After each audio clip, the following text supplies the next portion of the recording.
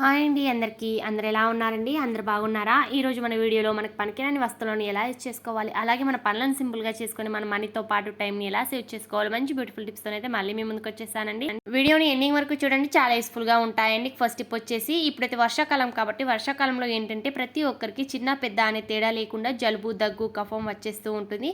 So ఎటువంటి medicine use చేయకుండా natural పద్ధతిలో జలుబుని, దగ్గుని, కఫంను ఎలా తగ్గించుకుందామో చూద్దామండి.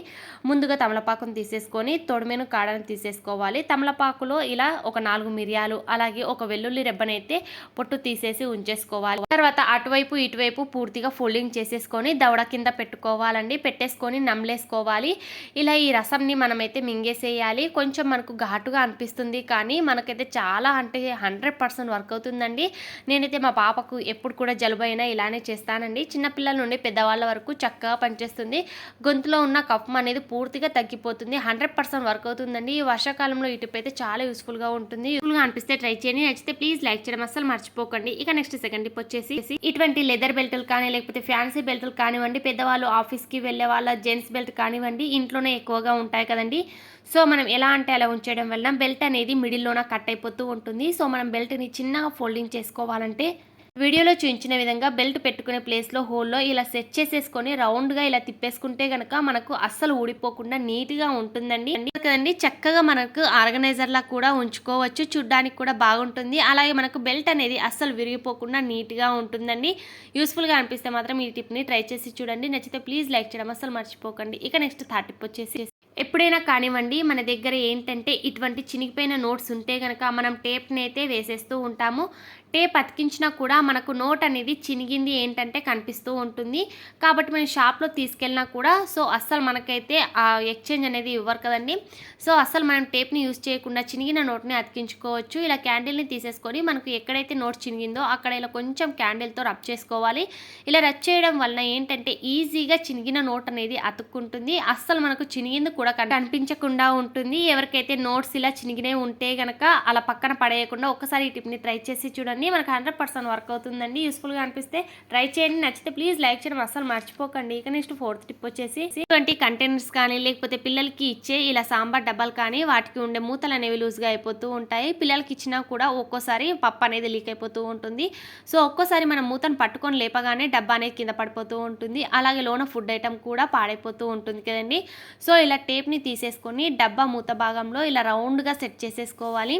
ఇలా మనం టేప్తో సెట్ చేసుకొని మూత పెట్టేస్తే కనుక మనకు మూత అనేది గట్టిగా పట్టేస్తుందండి. అస్సలు లోపల ఉన్న ఫుడ్ ఐటమ్ అనేది అస్సలు పాడవకుండా ఉంటుంది. ఎవరికైనా డబ్బా లూజ్గా ఉంటే కనుక ఈ టిప్ని ట్రై చేసి చూడండి. 100% వర్క్ అవుతుందండి. మనకు డబ్బా అనేది ఆ కంటైనర్ మూత అనేది టైట్గా అయిపోతుందండి. ఇక నెక్స్ట్ ఫిఫ్త్ టిప్ వచ్చేసి, మనం డైలీ కూడాను తల దువ్వుకోవడానికి దువ్వెనైతే యూస్ చేస్తూ ఉంటాం కదండి.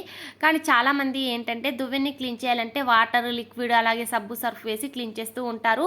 సో మనకు అంత టైం లేనప్పుడు ఈజీగా దువ్వెన్ని ఎలా క్లీన్ చేసుకోవాలంటే ఇలా కొంచెం మనం యూస్ చేసే ఫేస్ పౌడర్ని అయితే మనకి ఏ దువ్వెన అయితే జిడ్డుగా మురికిగా ఉందో ఆ దువ్వెన పైన కొంచెం ఫేస్ పౌడర్ను జల్లేసుకొని మనం వాడలేని ఏదైనా టూత్ బ్రష్ని తీసేసుకొని ఇలా కొంచెం అటు ఇటు రబ్ చేసుకోవాలండి.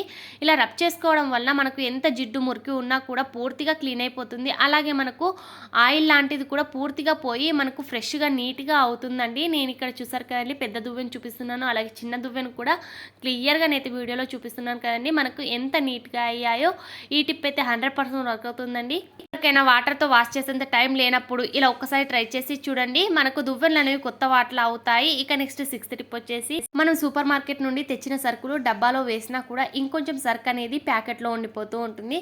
సో చాలామంది ఏంటంటే క్లిప్ని కానీ లేకపోతే రబ్బర్ని కానీ వేసేస్తూ ఉంటారు. అలాంటప్పుడు గాలి అనేది లోపలికి పోతూ ఉంటుంది.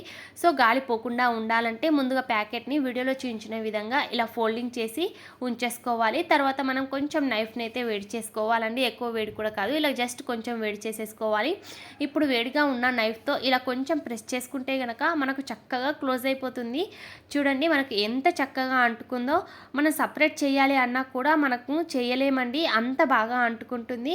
మనం షాప్లో కొన్నప్పుడు ఎలా ఉంటుందో సేమ్ అలానే క్లోజ్ అయి ఉంటుందండి. యూస్ఫుల్గా అనిపిస్తే ట్రై చేయండి. నచ్చితే ప్లీజ్ ఒక్క లైక్ చేయడం మర్చిపోకండి. ఇక నెక్స్ట్ సెవెంత్ టిప్ వచ్చేసి, ముందుగా నేను ఇక్కడ క్యాండిల్ని తీసుకున్నాను. క్యాండిల్ని వీడియోలో చూపించిన విధంగా గ్రేటర్ సహాయంతో గ్రేట్ చేసుకోవాలి. తర్వాత ఇలా గ్రేట్ చేసుకున్న తురుమును అంటే క్యాండిల్ తురుమును ఏంటంటే ఒక బౌల్లో తీసేసుకోవాలి. ఒక బౌల్లో తీసుకున్న తర్వాత కొంచెం పసుపును వేసుకోవాలి. తర్వాత ఒక 1/2 టేబుల్ స్పూన్ వరకు వ్యాజ్లైన్ కూడా వేసేసుకోవాలి. ఇప్పుడు స్టవ్ ఆన్ చేసుకొని వేడి చేసుకోవాలి. ఇలా వేడి చేయగానే మనకు చూసారు కదండి, ఇలా చక్కగా మెల్ట్ అయిపోతుంది. ఇప్పుడు పూర్తిగా చల్లారిన తర్వాత మనకు ఏంటంటే ఇలా ఒక ఫామ్లా అవుతుంది, అంటే జెల్లీ ఫామ్ లాగా రెడీ అవుతుందండి, ఒక క్రీమ్ లాగా రెడీ అవుతుంది. ఇప్పుడు దీన్ని మనకు ఎక్కడ ఎలా అప్లై చేద్దామో చూద్దామండి.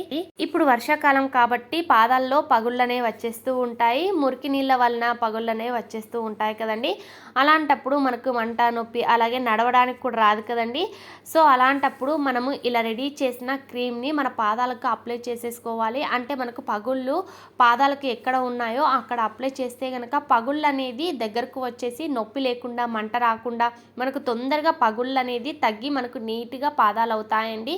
ఈ వర్షాకాలంలోనైతే ఈ టిప్ చాలా యూస్ఫుల్గా ఉంటుందండి. యూస్ఫుల్గా అనిపిస్తే మాత్రం తప్పకుండా ట్రై చేసి చూడండి. మనకు మంట అనేది, నొప్పి అనేది అస్సలు లేకుండా ఉంటుంది. ఎటువంటి మెడిసిన్ యూస్ చేయకుండా ఇంట్లో ఉండే వాటితోనే మనం కాళ్ళ పగులను తగ్గించుకోవచ్చు. ఇక నెక్స్ట్ 8th టిప్ వచ్చేసి, ఇటువంటి టేప్ ఏంటంటే మనకు అవసరం కావాలి అన్నప్పుడు మనం చాలా వెతికేస్తూ ఉంటాం కదండి. మనకు అస్సలు టేప్ కొన అనేది దొరకకుండా ఉంటుంది. ఒక్కోసారి మధ్యలో మనకు చీలిపోతూ ఉంటుంది. సో మనం పెట్టిన టేప్ ఈజీగా కనిపించాలంటే ఇలా ఒక టూత్ పిక్ని తీసేసుకొని టేప్ పై ఉంచేసి టేప్ని అయితే అతికిస్తే కనుక మనకు ఈజీగా టేప్ పై కొన భాగం అనేది దొరికేస్తుందండి. మనకు ఎక్కడైనా అతికించిన తర్వాత సిజర్ లేకుండా కూడా ఈజీగా మనము టూత్ పిక్ సహాయంతో ఇలా జస్ట్ హోల్లా అంటే మనకు కట్ అయిపోతుందండి. తర్వాత మళ్ళీ టూత్ పిక్ ని పెట్టేస్తే సరిపోతుందండి. మనకి ఈజీగా ఆ టేప్ అనేది మనకి ఎక్కడ ఉందో దొరుకుతుంది. యూస్ఫుల్ గా అనిపిస్తే మాత్రం ఈ టిప్ ని కూడా ట్రై చేసి చూడండి. టూత్ పిక్ అయితే అందరి ఇంట్లోనే ఉంటుంది కాబట్టి తప్పకుండా ట్రై చేసి చూడండి. నచ్చితే ప్లీజ్ లైక్ చేయడం అస్సలు మర్చిపోకండి. ఇటువంటి బ్యూటిఫుల్ కిచెన్ టిప్స్ ని ఫ్రెండ్స్ అండ్ ఫ్యామిలీ మెంబర్స్ కి షేర్ చేయండి. అలాగే ఈ టిప్ లో ఏ టిప్ అయితే బాగా నచ్చిందో కామెంట్ బాక్స్ లో కామెంట్ చేయండి. మళ్ళీ ఇటువంటి బ్యూటిఫుల్ కిచెన్ టిప్స్ తో మళ్ళీ మీ ముందుకు వచ్చేస్తానండి. అంతవరకు సెలవు. Thank you for watching. By by. Take care.